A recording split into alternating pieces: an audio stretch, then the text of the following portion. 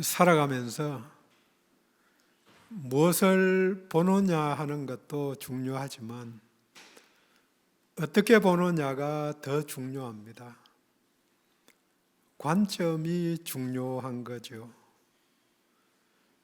사실 많은 것을 보지만 보는 모든 것을 인식하는 게 아니기 때문에 보았지만 알지 못하고 넘어가는 장면이 아주 많습니다. 사람들은 대체로 자신이 보고 싶어 하는 것만 보고 싶은 대로 보는 것이지 보이는 그대로 보지 않는 경향이 있습니다. 글을 읽어도 읽고 싶은 대로 읽는 거지 있는 그대로 읽지 않은 때도 있거든요. 결국 있는 그대로 보는 것이 아니고 믿음대로 보는 것입니다. 그런 면에서 믿음이 중요합니다. 사실 정치 이야기가 나오면은 사람들이 잘 싸우는데요. 자기가 보고 싶은 대로 자신이 믿고 싶은 대로 해석하기 때문에 좌파 우파 나누는 거죠. 문제는 잘 들어보면 일정 부분 둘 다 옳다는 거죠. 전부 다 옳은 것은 아니고 일정 부분들은 다 옳은데 문제는 자신이 중요하게 생각하는 영역에서 자신의 생각과 일치하면은 모든 영역에서 옳다고 그렇게 착각하는 거죠. 있는 그대로 보고 해석하는 것은 쉽지는 않지만 중요한 일입니다. 성경을 읽어도 똑같은 성경을 읽는데 사람들 따라서 차이가 굉장히 많이 나거든요. 그래서 교단들도 많이 다른 거죠. 결국은 대부분의 경우에 자기가 읽고 싶은 대로 또 믿고 싶은 대로 읽고 믿는다는 거죠. 그러면서 하는 이야기가 성경에 이렇게 나와 있으니까 보라고 증거를 성경 구절로 대입해서 말을 하기도 합니다. 그래서 중요한 게 성경을 읽어도 문맥 속에서 그 문장만 딱 떼서 읽는 게 아니고 전체 이야기 속에서 봐야 하는 거죠. 그뿐 아니라 현재라는 상황에 맞춰서 봐야 하는 것도 각자에게 주어지는 숙제입니다. 성경의 이야기는 최소한 2000년 전에 일어난 이야기고 오래된 것은 4000년 전 이야기이기도 하지만 오늘 본문은 4000년 전 이야기니까요. 또 팔레스타인 땅에서 일어난 일이기 때문에 오늘 여기에 살고 있는 우리들의 상황에 맞추려면 해석이 필요합니다. 결국은 성경 속의 상황을 정확하게 보려는 노력이 필요하고 그 노력 없이 성경을 읽으면 자기가 믿고 싶은 대로 말하고 싶은 대로 믿고 말하게 되는 거죠. 오늘 본문은 다양한 각도로 이야기할 수 있는데 보는 것에 관한 이야기로 같이 나누려고 합니다. 출애굽에서 시내산 아래에 도착한 다음에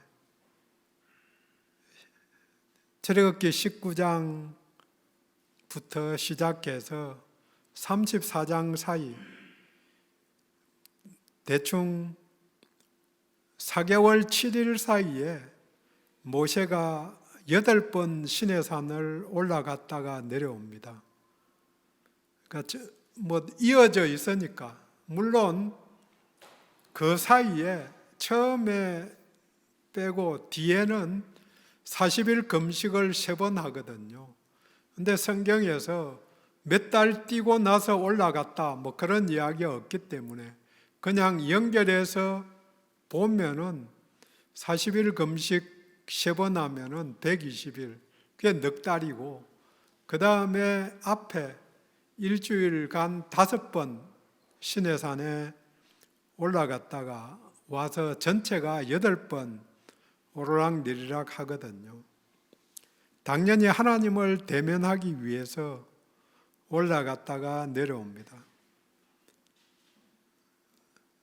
처음 5번은 일주일 사이에, 나머지 3번은 120일, 그러니까 40일 금식 기도를 3번 해서 합해서 127일입니다. 시내산 높이가 2290m쯤 되는데 한라산이나 지리산보다 350m쯤 더 높습니다. 요즘은 지리산 올라가기가 그렇게 천왕봉까지 올라가는 게 그렇게 안 힘든데 아예 밑에서부터 노고단에서 출발하니까 올라가는 길이 그렇게 멀지 않은 거죠. 근데 아예 밑에서부터 출발하면은 상당히 높은 거죠. 그런데 이때 나이가 80살의 모세가 그 산을 일주일 사이에 무려 5번씩이나 오르락내리락 했다. 그 나이에 그 높고 험한 산을 연달아서 올라간다는 것이 굉장히 힘든 난이도일 것입니다. 그래서 저도 개인적으로 도전을 좀 받았습니다. 매일 1~2시간씩 걸으려고 노력하는데 이번에는 가을도 되고 산도 좋으니까 그냥 계룡산 장군봉을 오면서 한번 올라갔다 내려와 봐야 되겠다. 최소한 뭐 그 정도는 가뿐하게 갔다 와야지 80살에 누구는 뭐 그 산을, 시내산을 저는 한 번도 안 올라갔지만 어쨌든 그렇게 모세는 하나님의 은혜로 체력이 아주 좋았던 것 같습니다. 신명기 34장 7절에 모세가 죽을 때 나이 120세였으나 그의 눈이 흐리지도 아니하였고 기력이 쇠하지도 아니하였더라. 120살에도 그랬으니까 80세 때에는 날아다녔을 것입니다. 건강은 자기 관리도 들어가지만 하나님의 은혜입니다. 아무튼 본문은 모세가 6번째로 처음 등정한 지 일주일 뒤에 40일 금식 기도로는 첫 번째로 산 위에 올라가서 하나님과 대화하면서 24장에서 시작해서 성막에 대한 설명을 듣고 성막은 이렇게 만들어야 된다는 그런 설교 도면에 대해서 자세히 설명을 듣고 마지막 날 본문 바로 앞에 31장 끝절이 18절이지요. 여호와께서 시내산 위에서 모세에게 이르시기를 마치신 때에 정급한 둘을 모세에게 주시니 이는 돌판이요 하나님이 친히 쓰신 것이더라. 이게 십계명 돌판 2개를 받습니다. 십계명 2 돌판을 주신 하나님도 받은 모세도 기쁨이 넘쳤던 상황일 것입니다. 산 위에서는 이런 위대한 상황이 있었는데 반면에 산 아래에서는 오늘 함께 읽은 대로 기가 막힌 상황이 벌어집니다. 금으로 송아지 우상을 만들어서 숭배하고 있는 상황이죠. 그래서 하나님이 모세에게 하산하라고 그렇게 명령하시고 모세가 하나님께 간구한 내용이 본문입니다. 오늘은 본문에 나오는 명령어를 중심으로, 명령 동사를 중심으로 무엇을 보고 있는지, 무엇을 봐야 하는지에 대해 함께 나누도록 하겠습니다. 본문에는 모두 명령 동사가 전체 7개인데 산 아래에서 백성들이 모세에게 2번, 아론이 또 백성들에게, 모세가 아니고 아론에게 2번, 아론이 백성들에게 2번, 그리고 산 위에서 하나님께서 모세에게 2번, 모세가 하나님께 한 번 명령 동사를 사용해서 간구합니다. 첫 번째 명령은 백성들이 아론에게 한 말입니다. 1절에 일어나라, 우리를 위하여 우리를 인도할 신을 만들라. 일어나라와 만들라는 명령입니다. 이렇게 명령을 한 이유가 1절 앞과 뒤에 나옵니다. 백성이 모세가 산에서 내려옴이 더딤을 보고 산에 올라간 지 40일 가까이 되었는데 먹을 것도 없는 그 산에서 이전까지는 5번이나 당일 올라갔다가 그날 내려왔으니까 별 문제가 없었는데 이제는 40일 가까이, 정확하게 이 일이 송아지 우상을 만든 게 며칠째인지는 나와 있지 않지만 그냥 마지막 제사를 드리고 제단을 쌓고 제사를 드리고 한 걸 그냥 거꾸로 그 마지막 날이라고 생각하면 이틀 전 그때쯤 된 일이죠. 40일 가까이 되어 가니까 사람들은 별 생각을 다 하고는 소설을 쓰는 거죠. 한 번씩 제가 집에서 하는 이야기가 제발 소설 좀 쓰지 말라고. 전화 몇 번 자녀들이 안 받으면 무슨 일이 있는갑다. 그렇게 하면서 별로모 생각을 다 하는 거죠. 무슨 일이 있으니까 지금 연락을 못 받는 거다. 이걸 어떻게 해야 되냐. 그런데 좀 지나서 연락이 되면은 아무 일 없거든요. 그냥 좀 찐득하게 기다리면 되는데 이 사람들도 꼭 마찬가지였던 것 같습니다.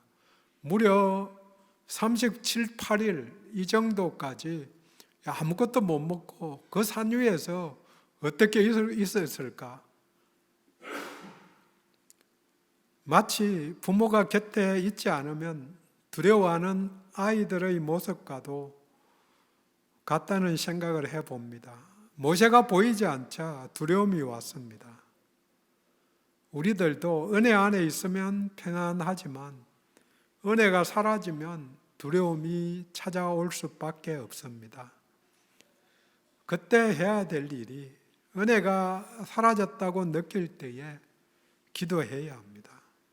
기도는 은혜를 회복하게 도와줍니다. 그리고 1절 후반부에 이 모세 곧 우리를 애굽 땅에서 인도하여 낸 사람은 어찌 되었는지 알지 못합니다. 어찌 되었는지 모르겠다. 아마 죽었을 것이다. 그러니까 우리들의 삶의 길을 찾아야 되겠다. 그렇게 요청하는 거죠.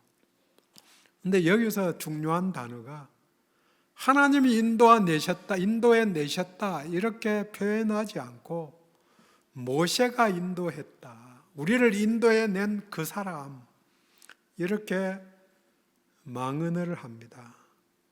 이건 모세를 넘어서 하나님을 무시하는 이야기입니다. 우상을 만드는 마음의 출발이 부패한 마음입니다. 며칠 전까지 숭배하고 감사하던 하나님을 무시하고 사람으로 대신한 것입니다. 모세는 아마 죽었을 것 같다. 이 상황에 아론 너는 왜 아무 행동도 하고 있지 않느냐? 일어나라. 우리를 위하여 우리를 인도할 신을 만들라. 우리를 위해서. 이제 앞길을 인도할 신을 요구합니다. 우상은 우리를 위하여 곧 사람들을 위한 신입니다. 사람이 만든 신. 그러니 우상은 진리가 없고 선악의 기준이 없고 사람들이 지었으니까 사람들과 같이 편파적이고 변덕스러운 것이 특징입니다. 한국인의 심성에 기본적으로 50%는 무속신앙이라고 이야기합니다. 50%는. 어떤 통계 자료에 보면은 5년 내에 한 몇 년 전에 자료인데요. 점집에 갔다 온 사람이 몇 명이나 되는가? 그래서 설문조사를 해봤더니 기독교인 중에서도 20% 정도는 점 쳐봤다. 그렇게 이야기하는 거죠. 왜 그럴까? 뭐 재미삼아 그럴 수도 있지만 50%가 기본 마음속에 무속신앙이 들어있다는 거죠. 근데 재미있는 게 그 다음에 유교가 30%, 나머지는 뭐 잡다한 거라는 거죠. 그래서 예수를 믿어도 잡다한 그 20%만 바뀐다는 거죠. 일단 기본적으로. 그 다음에 80%는 그대로 있다. 근데 재미있게 본 게 불교는 어디 갔는가? 불교는 무속신앙에 합쳐진 거죠. 이미. 그래서 불교인지 무속신앙인지 뭐 비슷해요 하는 것들을 보면, 그래서 절에 가면 옆에 뭐가 지어져 있는가? 칠성각이 지어져 있거든요. 그거는 무속신앙의 뿌리인데 그걸 받아들여서 그걸 사용하는 거죠. 그 자료를 만든 사람이 이야기하는 게 20%밖에 안 되는 기독교인이 스스로 생각하기에는 100%다. 자기는 100% 기독교인이니까 이렇게 살아야 한다고 착각한다는 거죠. 그러니까 내가 더 하나님 앞에 열심히 살아야 되겠다 그런 생각을 별로 안 하는 거죠. 난 100%인데. 가만히 따져보면 다 그런 뭐 80%까지는 안 되지만 믿은 지 오래되었으니까 좀 더 내가 바뀌어야 되겠다고 생각했으니까 많은 부분이 그게 남아있는 거죠. 어떤지 모르게. 두려움이 왜 생기는가? 거기에서 일어나는 거죠. 어려울 때, 불안할 때, 두려울 때. 그 반대로 평안함이 길어질 때 자기를 위해 우상을 만드는 것이 부패한 사람들의 특징입니다. 2, 3일만 더 참았으면 되었을 것인데 마지막 며칠을 참지 못해서 사달이 났습니다. 진멸당할 위기를 맞이한 것입니다. 우상 숭배는 심판으로 인도합니다. 두 번째 명령어는 아론이 백성들에게 한 말입니다. 2절, 귀에서 금고리를 빼어 내게로 가져오라. 빼어라, 가져오라 하는 명령입니다. 이 명령에 따라 백성들이 귀에 걸었던 금고리를 빼어서 아론에게 가져갑니다. 어떤 분이 이스라엘판 금모으기 운동이었다 그런 이야기도 하는데 4절에 금고리를 받아 부어서 조각칼로 새겨 송아지 형상을 만드니 그냥 던지니까 만들어진 게 아니고 받아서 부어서 또 조각칼로 새겨서 노력이 들어간 거죠. 그런데 이 금은 성막을 만들 재료로 가져올 수 있게 하나님이 도우신 것입니다. 출애굽기 12장 35절에 애굽 사람에게 은금, 폐물과 의복을 구하매 36절 여호와께서 애굽 사람들에게 이스라엘 백성에게 은혜를 입히게 하사 그들이 구하는 대로 주게 하심으로 구하는 대로 주었다. 아무나 주겠어요? 금인데 폐물을 또 옷을 그런데 은혜를 입어서 물론 그 상황 자체가 바로 맏아들이 몽땅 죽은 그 위기의 상황. 그래서 통곡 소리가 나는데 이스라엘 사람들은 룰루랄라 하면서 좀 달라 그렇게 요청하니까 다 싫다. 같이 있다가는 뭐 아들만 죽는 게 아니고 몽땅 죽을지 모르니까 주었을 수도 있지요. 뭐 어쨌든 본문에 그 문장에서는 하나님이 은혜를 입게 해서 그래서 받아서 나온 거죠. 주는 대로. 산 위에서는 하나님이 성막을 짓는 설계도를 보여주시는데 지으려면 금과 은, 놋 재료가 필요하지요. 하지만 산 아래에서는 아론이 백성들의 요구대로 아무런 부담 없이 고민 없이 명령하고 금으로 우상을 만듭니다. 백성들의 부당한 요구에 타협하고 야합한 줏대없는 아론, 한마디로 하나님의 대변인으로 지도자 자격이 없는 아론을 봅니다. 귀한 금 귀고리를 우상을 만드는 데에는 모두 합심해서 내어놓습니다. 우상에 드는 비용을 아까워하지 않았습니다. 누가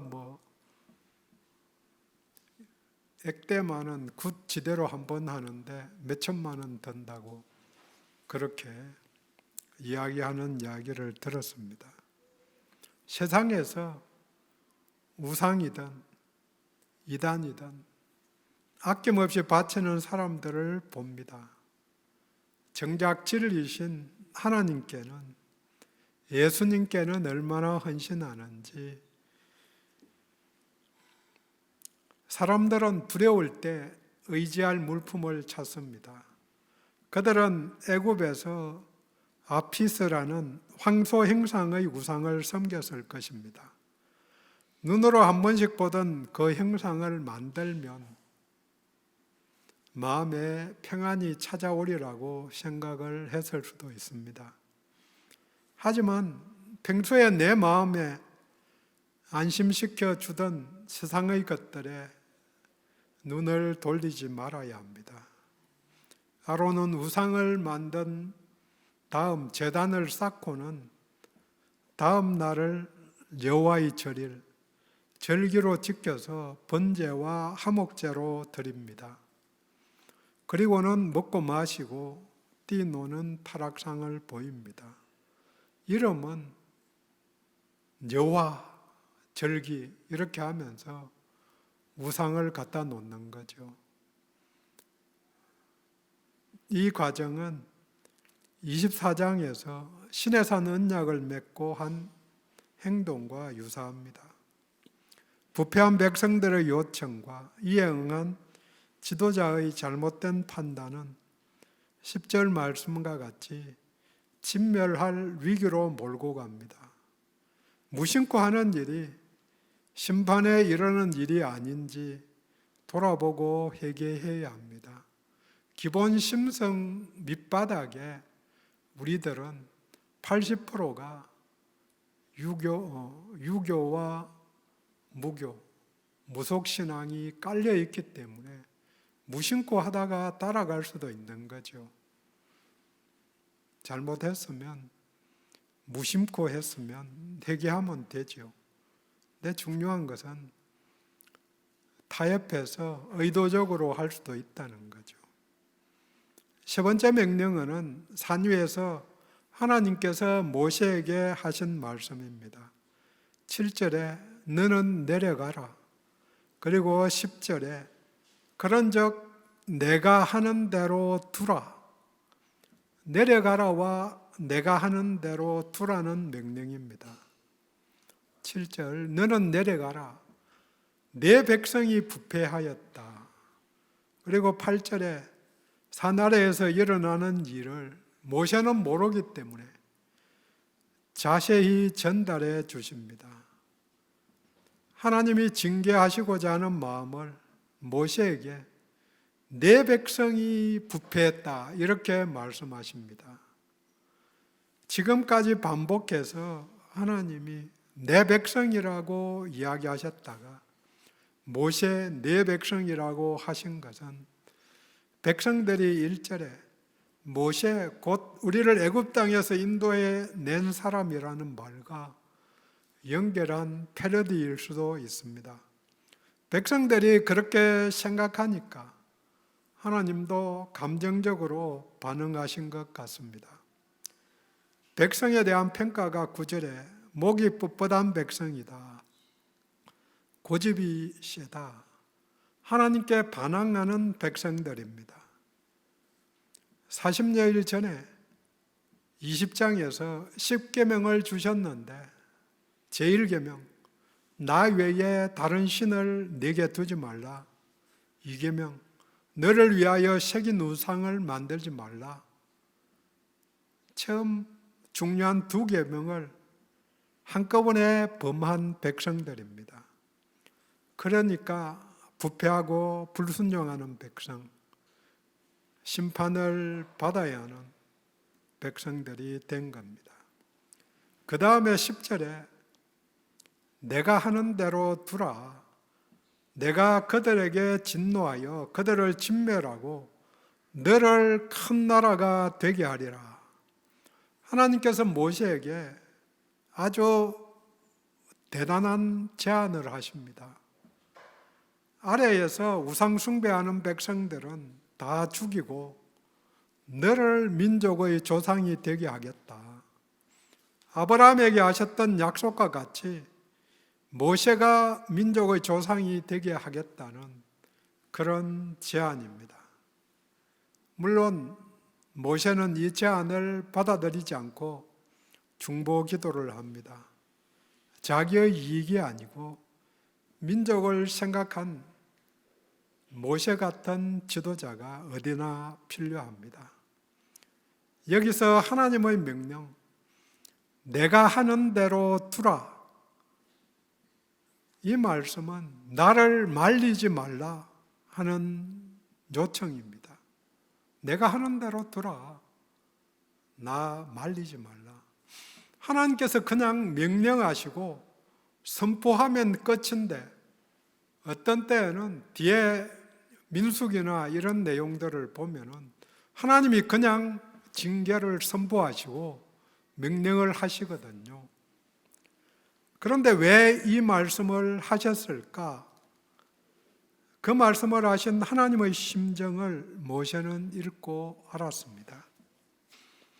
40일간의 깊은 교제를 통해서 알게 되었을 것입니다.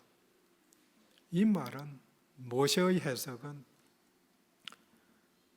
나를 말려다오. 그래서 모세는 하나님을 말립니다.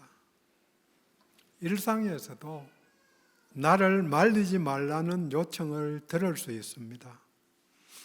우리나라가 자살공화국이라는 말을 하는데 몇 년 전 통계가 하루에 40명. 그래서 그냥 자살하는 게 일반인들이 자살하는 것은 뉴스거리가 안 됩니다. 1년에 10,000명 정도. 근데 대부분의 경우에 자살하기 전에 죽겠다는 말을 내가 죽어야 하겠다 하는 말을 친구나 가족과 같은 가까운 사람들에게 한다고 말한다고 합니다. 그래서 심리학자들은 이 말은 나를 제발 말려다오 하는 그렇게 외치는 절규로 들어야 한다고 말합니다. 그것을 알아차리지 못하면, 말려주지 않으면 자살한다는 거죠. 모세는 내가 하는 대로 그냥 두어라, 그렇게 요청하는 하나님의 외침을 알아들은 거죠. 교제의 기도가 알게 도와줍니다.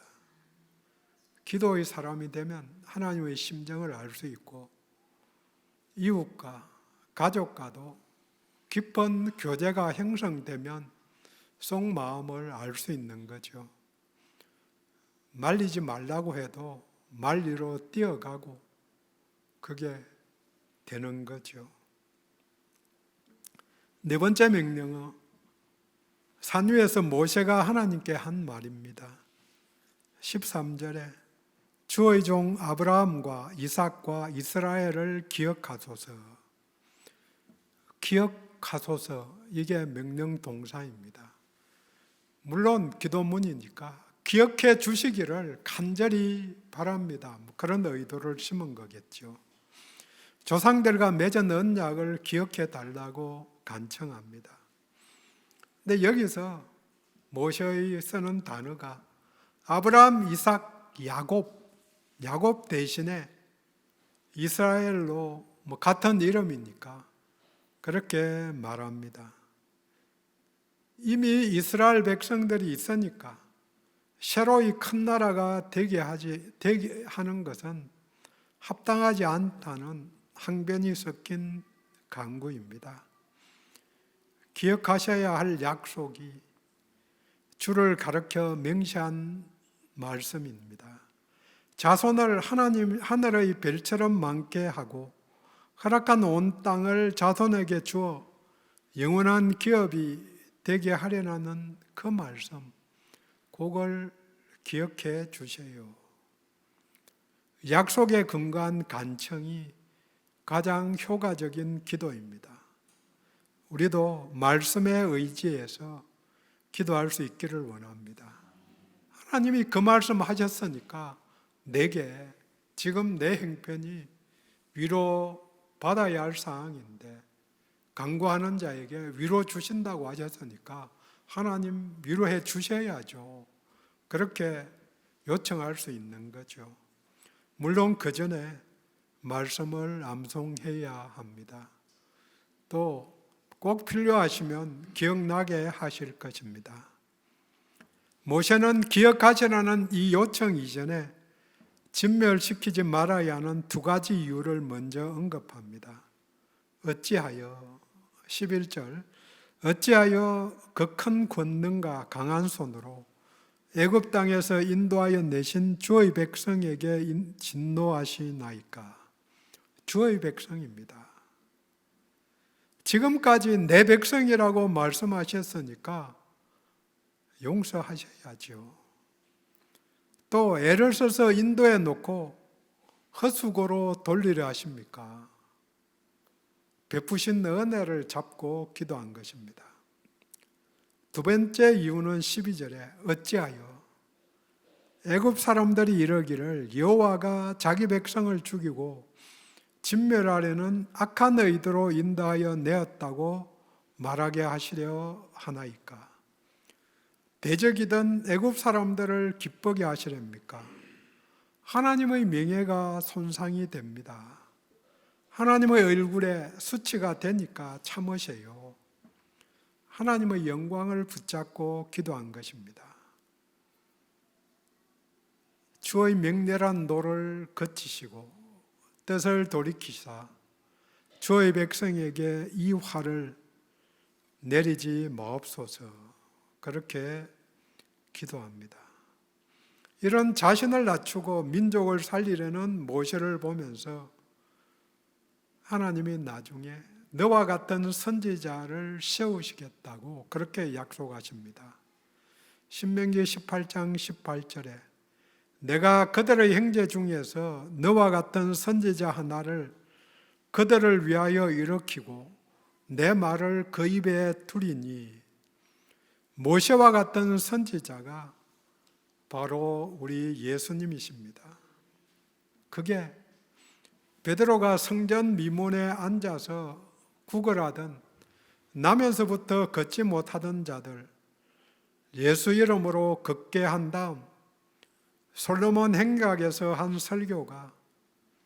설교에서 모세가 말한 나 같은 선지자가 우리 예수님이시다.